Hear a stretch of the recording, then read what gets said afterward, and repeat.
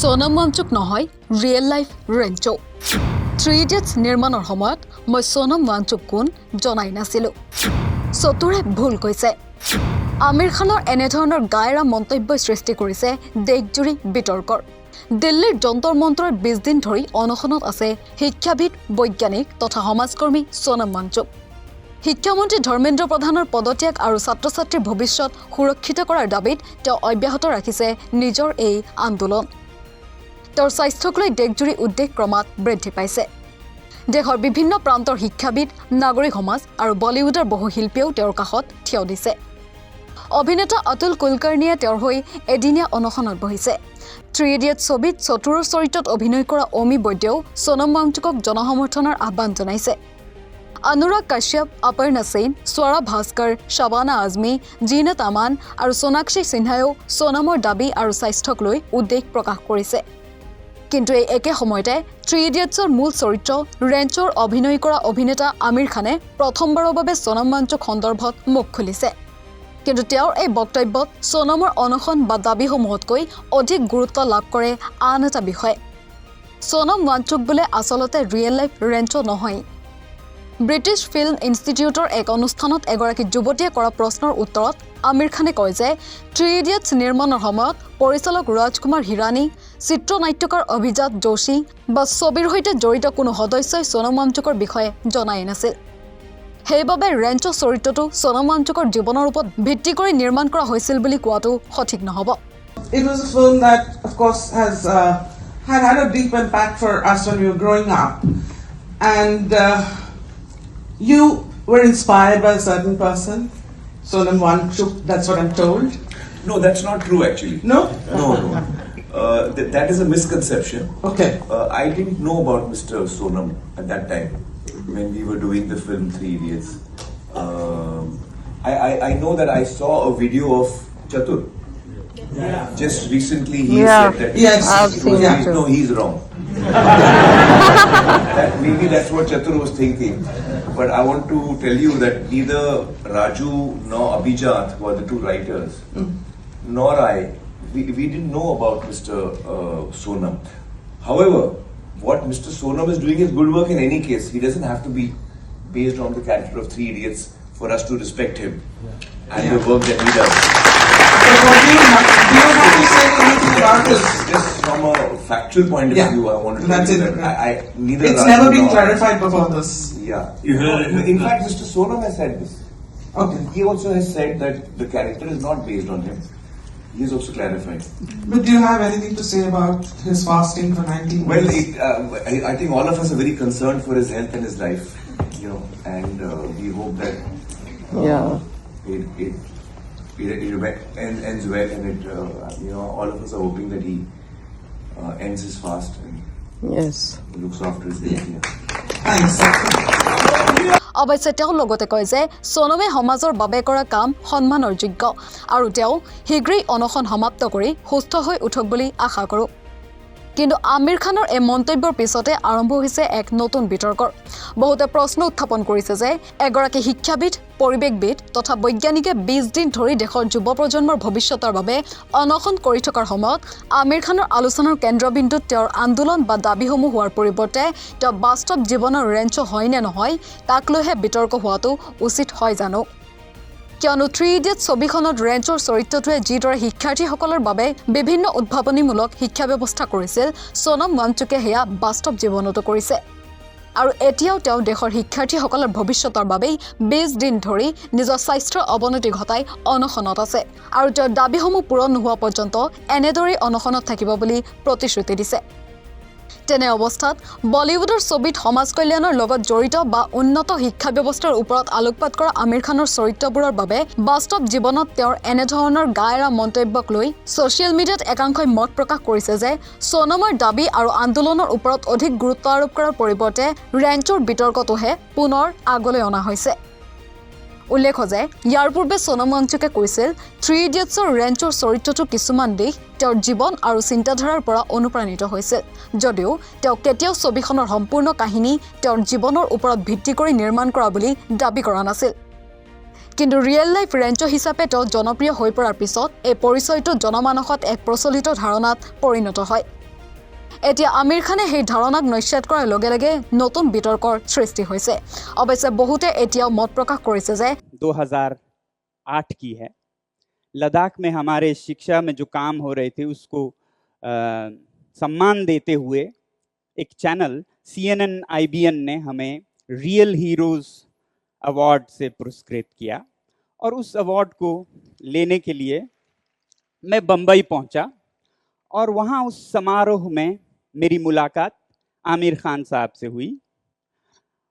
अब वैसे मैं फिल्में ज़्यादा देखता नहीं हूँ मगर उनकी जो तारे ज़मीं पे फिल्म है उसका मैं बड़ा फ़ैन रहा हूँ।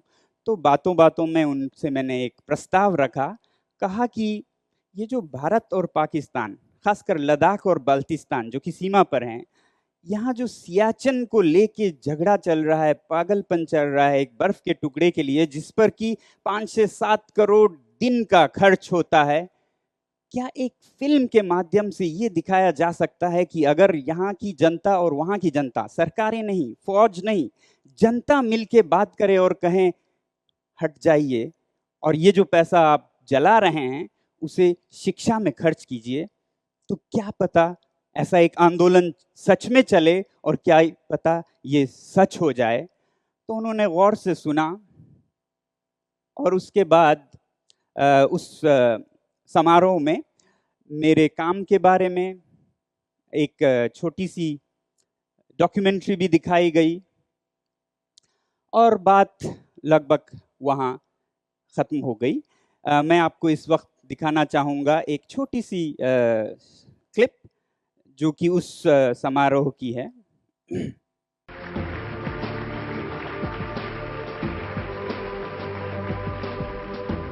बचपन में सुना करते थे, पढ़ा करते थे कि देश के लिए जान देनी चाहिए, मगर लद्दाख में बढ़ते हुए ये देश के लिए जान देने का कारोबार बहुत देखा। और जहाँ एक तरफ मैं सलाम करता हूँ उन लोगों के लिए, उन लोगों को जिन्होंने देश के लिए जान दिया, मगर इस 21वीं सदी में मेरा ख्याल है कि देश के लिए जान देने की नहीं, ज़िंदगी देने की ज़रूरत है।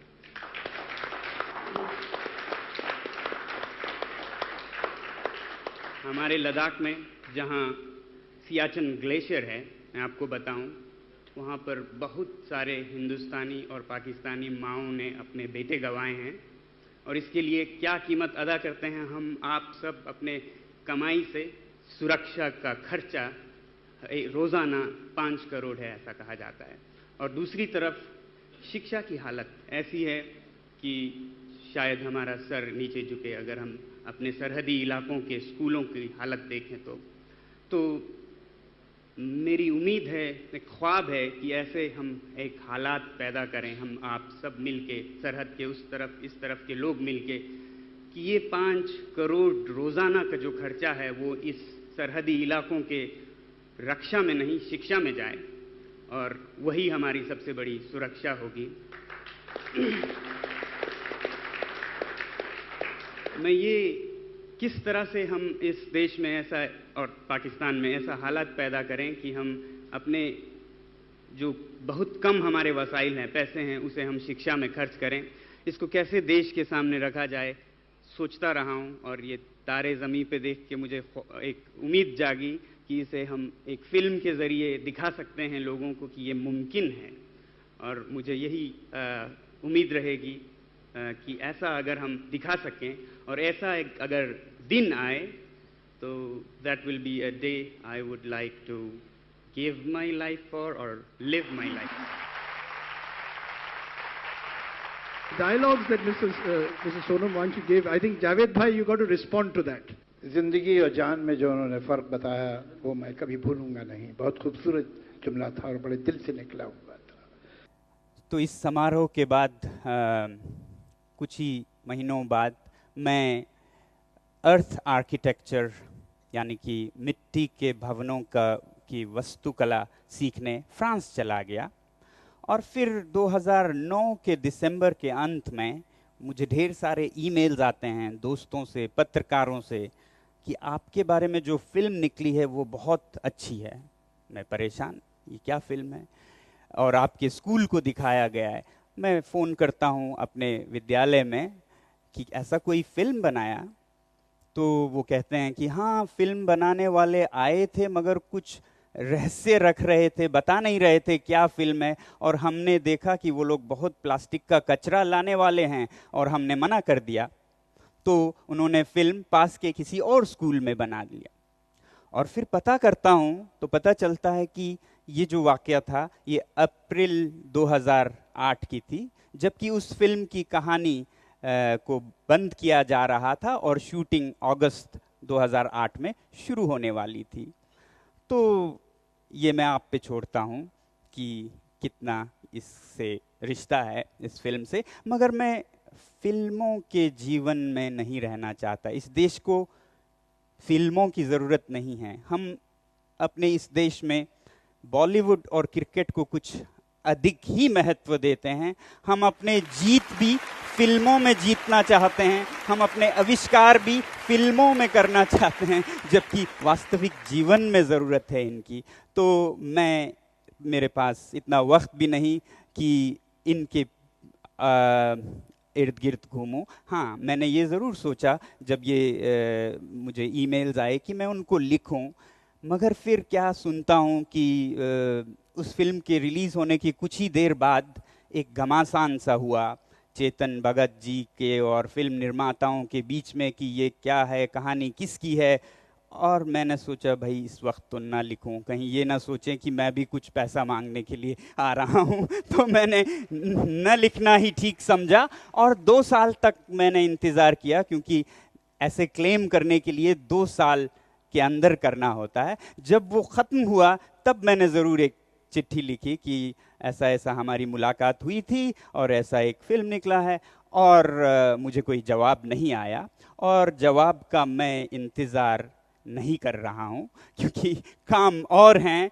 मुझे अपने काम को भारत और भारत से बाहर सोनम रियल लाइफ रेंचो आसिल ने নাই हे बितर्कतকৈ অধিক গুৰুত্বপূৰ্ণ হৈছে 20 দিন ধৰি অনশন কৰি থকা এগৰাকী সমাজকৰ্মীৰ উত্থাপিত দাবীসমূহ, তেওঁৰ স্বাস্থ্য আৰু তেওঁৰ দাবীসমূহৰ প্ৰতি চৰকাৰৰ প্ৰতিক্ৰিয়াহে।